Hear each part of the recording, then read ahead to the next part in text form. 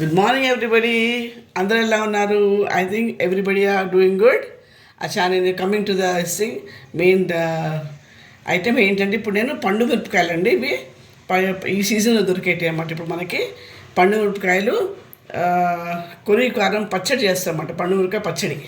Okay, దానికి కావాల్సిన ingredients అండి ఇవన్నీ.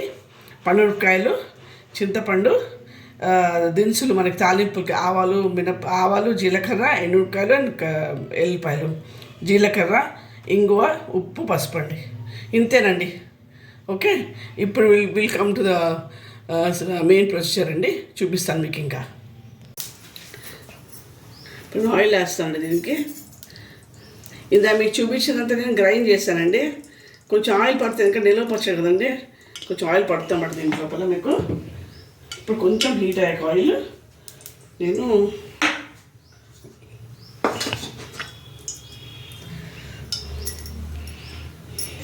అయిందండి. ఇప్పుడు ఆవాలు, జీలకర్ర, ఎండుమిర్చి అండ్ ఎల్లిపాయలు వేసానండి దీంట్లో. అండ్ నాకు ఇంగు కూడా చూపించాను మీకు. ఈ ఇంగు కొంచెం వేస్తున్నాము.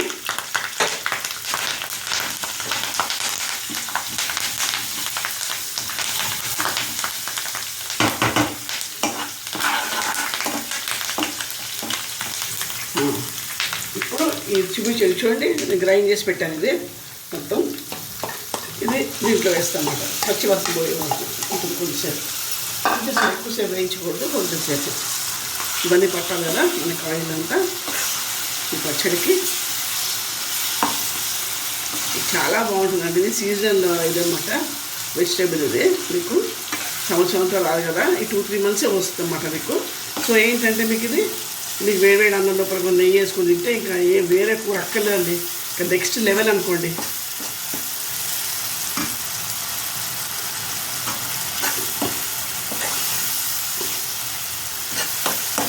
చాలా బాగుంటుంది.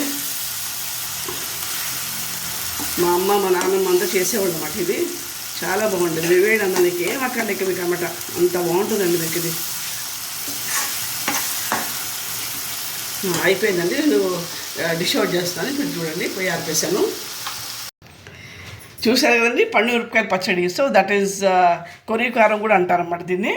సో పాత వాళ్ళు అన్నమాట, లైక్ మా అమ్మమ్మ, నానమ్మ, మా మమ్మీ, మా అత్తగారు వీళ్ళందరూ చేసేవాళ్ళు అన్నమాట. ఇది చాలా బాగుంటుందండి. వేడివేడి అందులో నెయ్యి వేసుకుని తినండి, సూపర్గా ఉంటుంది. సూపర్ అండి. ఒకసారి ట్రై చేయండి, చాలా బాగుంటుంది.